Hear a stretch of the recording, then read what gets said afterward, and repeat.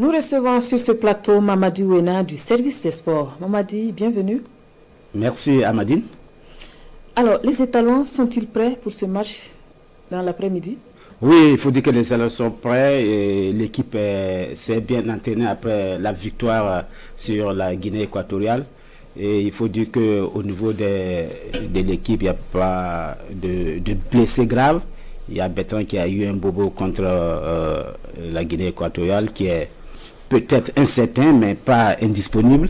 Et Issa, sauf Issa Kaboré, qui lui est blessé de longue date, qu'on pense récupérer au cours de la compétition. Mais on savait déjà que pour le premier tour, ça va être difficile. Donc il n'y a pas de souci. L'équipe, on a vu beaucoup d'ambiance, beaucoup de dynamisme, surtout après cette victoire acquise de haute lutte. Même si les talents ont dominé, on sait que le scénario du match allait être cruel. Il fallait pousser, sortir les tripes pour pouvoir vaincre le Zalang national. Alors, quel est l'enjeu de ce match? Une victoire est-elle impérative? Une victoire sera bonne à prendre, mais elle n'est pas impérative. Okay. Pourquoi je le dis? Le Burkina a déjà 3 points, et l'Algérie a 3 points, c'est à peu près la finale du groupe.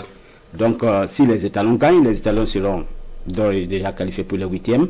Et si les étalons ne gagnent pas et font match nul, ils seront toujours dans la course. Les deux équipes auront toujours le même nombre de points, sauf que l'Algérie, avec une différence de buts, beaucoup de buts marqués contre le Soudan, sera devant.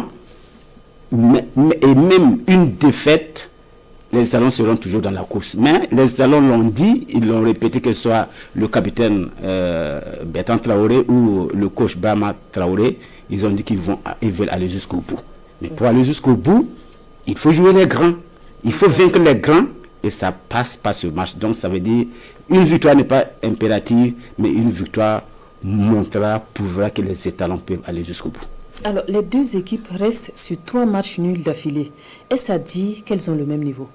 Actuellement, on peut, sans se tromper, dire que l'Algérie et le Burkina, au niveau des sélections nationales, ont pratiquement le même niveau. Parce que l'histoire n'a pas toujours été comme ça. Parce que dans le temps, on se rappelle que en 1981, lors des éliminatoires de la CAN 1982, les Algériens avaient laminé les étalons 7-0.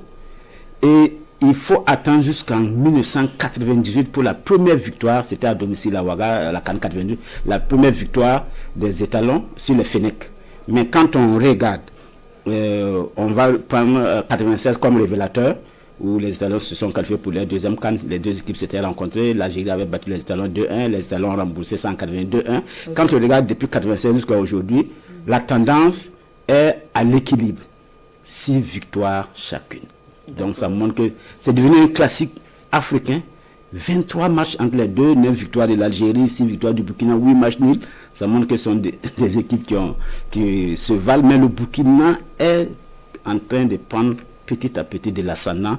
C'est vrai que ce n'est pas encore une ascendance bien confirmée, mais c'est en train de se venir. Alors Mamadi Ouena, un autre fait, l'Algérie est qualifiée pour la Coupe du Monde et le Burkina non.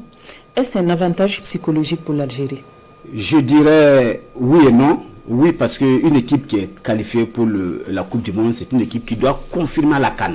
C'est une équipe qui doit montrer qu'elle n'a pas usurpé cette qualification pour la CAN. Et quand on regarde dans l'histoire, l'Algérie a barré la route au mondial au Burkina par 2 fois.